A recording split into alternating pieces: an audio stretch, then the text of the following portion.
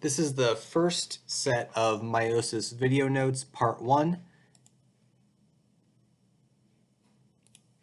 And meiosis is very similar to mitosis. The difference here is that you are making reproductive cells rather than body cells. So in mitosis, maybe a skin cell divides to make more skin cells. Maybe it's replacing damaged tissue, muscle cells, bone cells, connective tissue. All that stuff is just building a body. In meiosis, you're making what are called gametes. You're making reproductive cells. So this would be sperm cells or egg cells, right? And in order to do this, remember that sperm and egg cells will combine to make a new generation of individual, of organism, right? So that means the number of chromosomes in the daughter cells after meiosis is finished is halved. And that's the key difference here. Remember that during mitosis, the number of chromosomes in the daughter cells stayed the same. In meiosis, the number of chromosomes gets halved. Some other differences are that you get 4 daughter cells rather than just 2. All daughter cells are haploid. Remember that we talked about cells being diploid, and we said that N was the number of chromosomes. I'm not sure if we did this in a video or if I'm even making it up, but I'll basically just recover it here really quick. Remember, you have one set of chromosomes from mom that we call N. You have another set, actually dad's version of it. So you have dad's set of chromosomes that we also call N. Add those together and you get, it's just a math formula, 2N, right? So all of the body cells that you have, because they have mom's set of chromosomes and dad's set of chromosomes, are 2N, and we call those diploid. Well, the daughter cells in meiosis are haploid because they have half the number of chromosomes. Think haploid half. So they have half the number, single N, chromosomes. You're going to see that these chromosomes get shuffled.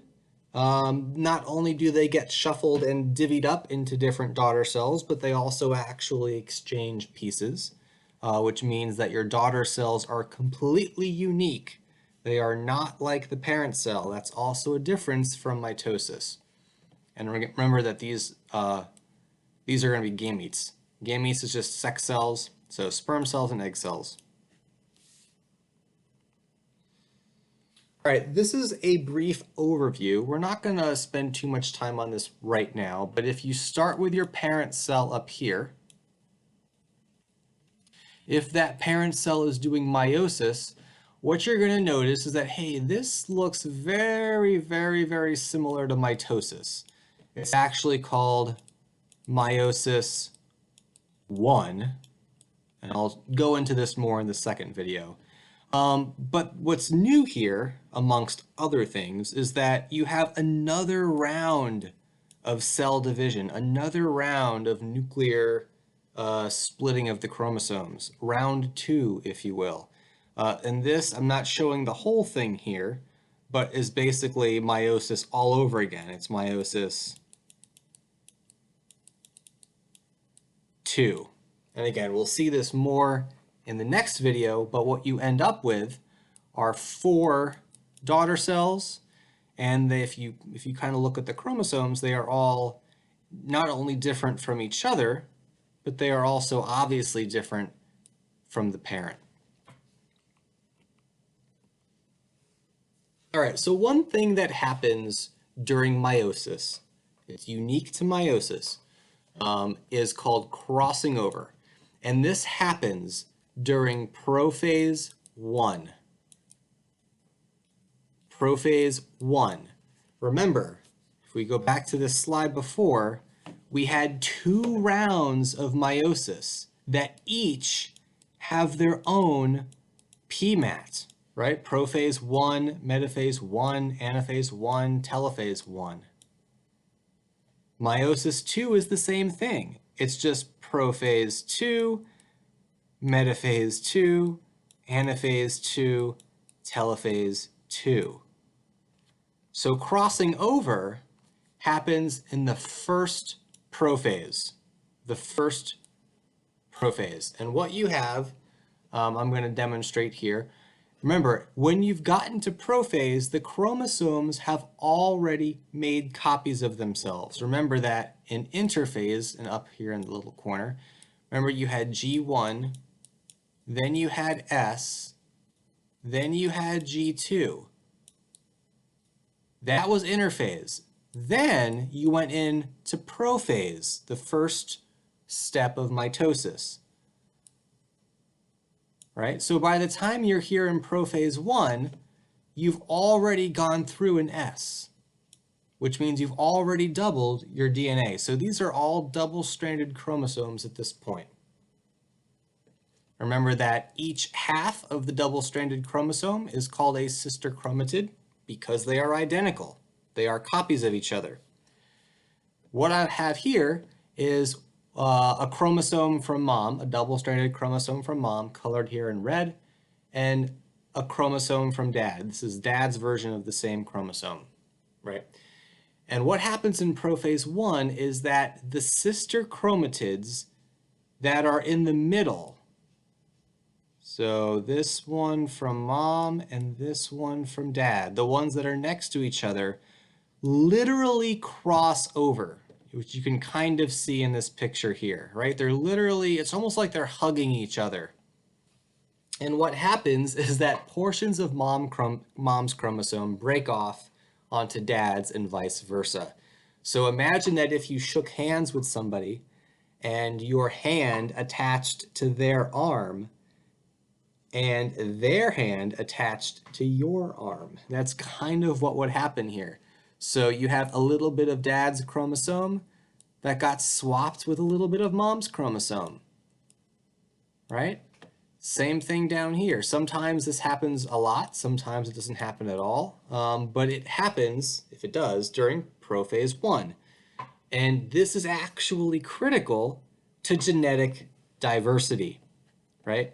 Because now these new chromosomes have never existed before. Never in the history of DNA has this particular chromosome ever existed. It's an entirely new mixed and matched chromosome. So that's going to, by far and away, be one of the major drivers of genetic diversity. And that involves crossing over. All right, so let's look at the making of sperm and egg cells respectively. So on the left here, you've got spermatogenesis. Remember, genesis just means the origin of something, and we're talking about the origin of sperm cells here, so spermatogenesis. So here is the parent cell, and the diploid count of the parent, remember the parent is still 2n. Let's see, we've got, these are not connected, but they should be. There's a little, there's a centromere here that should be there.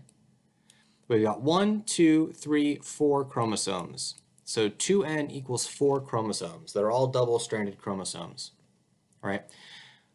We go through one round of meiosis, which involves PMAT, prophase, metaphase, anaphase, telophase, and that gets us 2 daughter cells.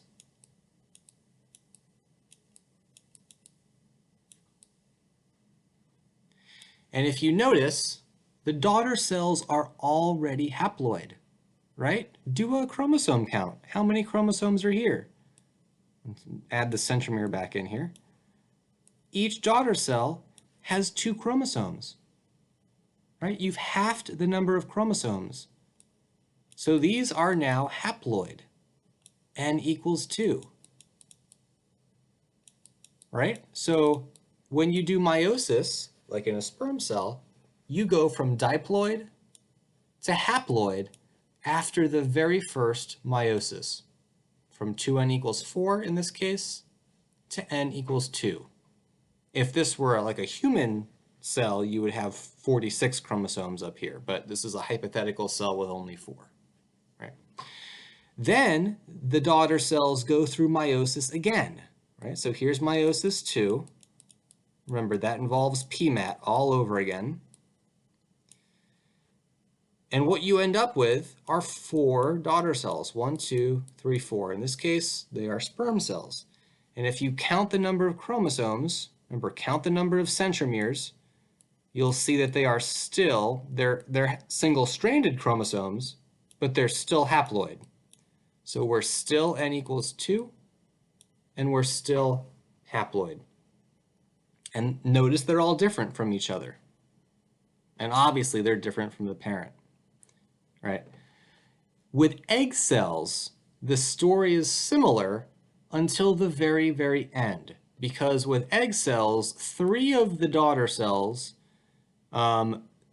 lose out on the cytoplasm war. Basically, there's one cell, and it's not clear why any one cell wins this fight, but one cell hogs all of the cytoplasm.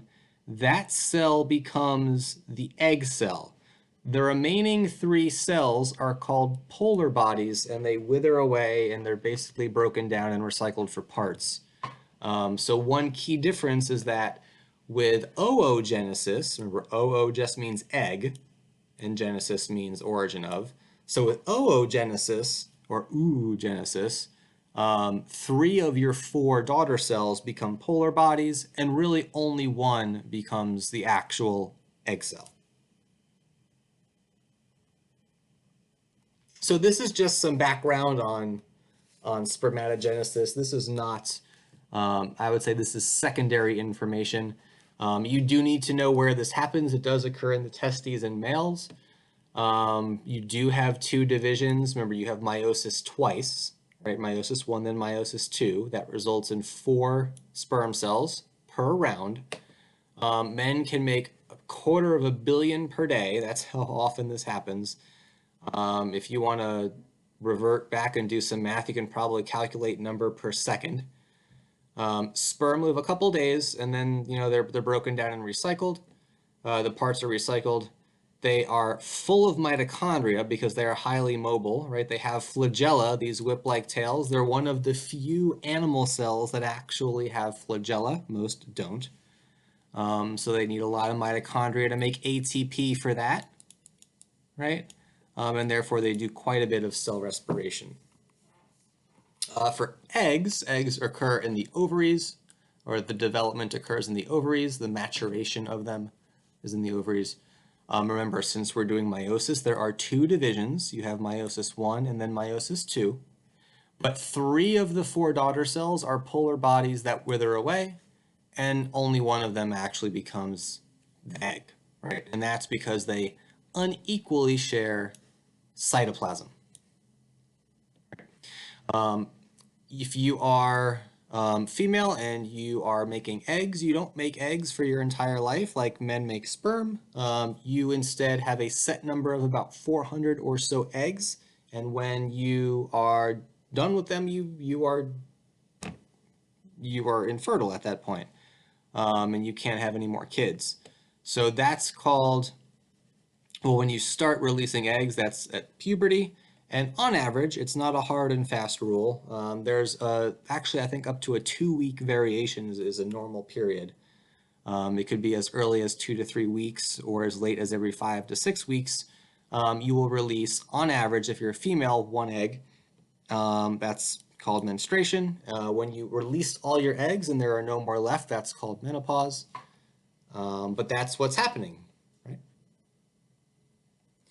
So a quick comparison of mitosis and meiosis. You will need to be proficient at this, right?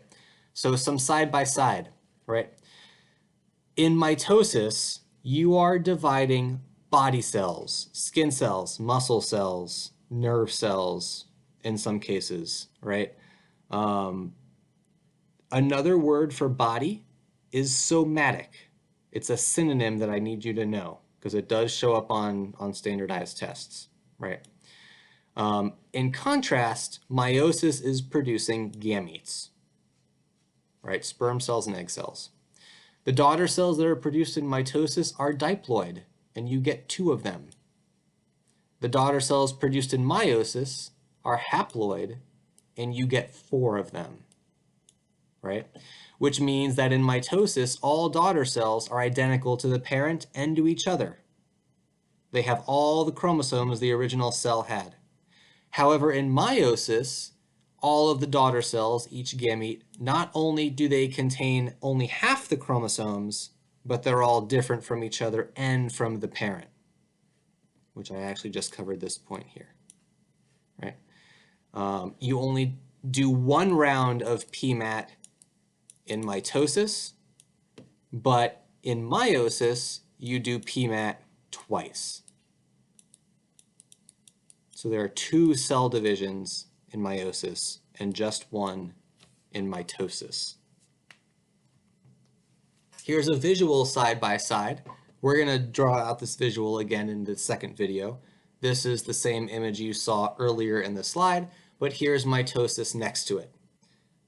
Right. And actually, we'll worry more about this later. We'll focus on key terms here like homologs, separating. We'll return to crossing over and stuff like that in the second video, but here it is for reference, just side by side, so you can have it now. So big picture, let's put this all together. Actually, here's a picture just so you can get a sense of the size of the cells. Here's the egg cell in the middle. It's significantly larger than the sperm cells around it. You can actually see there are quite a number of sperm cells around it, and you can gauge their size.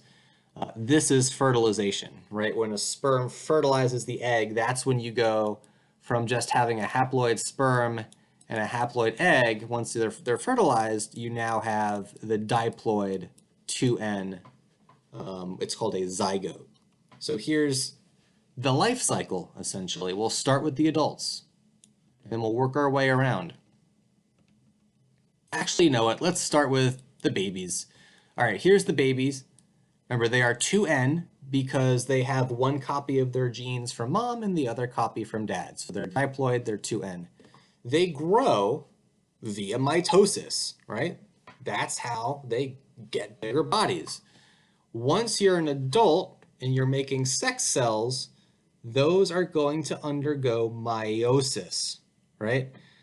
You're going to get, I guess there should actually be 2 more sperm cells here for a total of 4. So males will make 4 sperm for every parent cell that does this process that are haploid, remember? Actually, I should probably cross off one of these eggs because really only 1 of the 4 daughter cells becomes an egg cell. But you guys understand this, you get the picture. They're haploid, that's the whole point. 1 egg and 1 sperm are going to combine, that's called fertilization, to make a 2N diploid, what's called a zygote. It's just a single cell. It's a fertilized egg cell. A fertilized egg cell, right?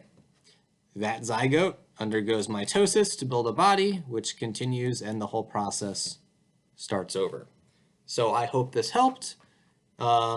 There's another electron microscope artificially colored picture of a very zoomed in egg cell over here in purple, and the sperm cells here in this kind of orangey gold color. But we'll talk more about this in video number 2. I will see you there.